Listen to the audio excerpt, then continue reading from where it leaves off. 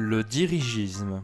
Un problème qui est assez récurrent, que tu utilises un scénario écrit, genre par exemple tu achètes ton premier livre de jeu de rôle, tu passes plusieurs jours, plusieurs soirées à potasser le livre de règles, à apprendre les règles et tout ça, tu fais les fiches avec les personnages et tu fais jouer le scénario qui est intégré. Première fois où tu le fais jouer, t'as tes amis, tu réunis tout ça, puis là ouais, t'as du mal quand ça sort du scénario. C'est un truc qui est très très récurrent, je vois pas forcément de conseils bien particuliers à faire. Ça va être vraiment de la capacité de réaction. Si vous avez un scénario écrit qui n'est pas de vous et que les joueurs commencent à aller à droite et à gauche, que vous n'arrivez pas forcément à réaligner, autant à ce moment-là juste faire une pause, prendre un petit peu de temps pour réfléchir.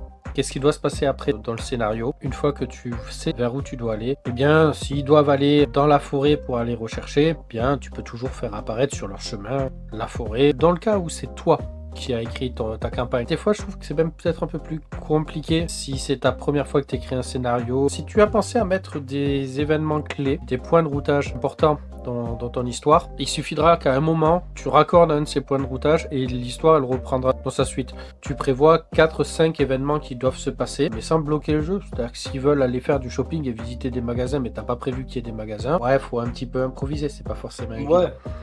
Bah, moi, la première fois en plus où j'ai été MJ, ou du moins les premières fois où j'étais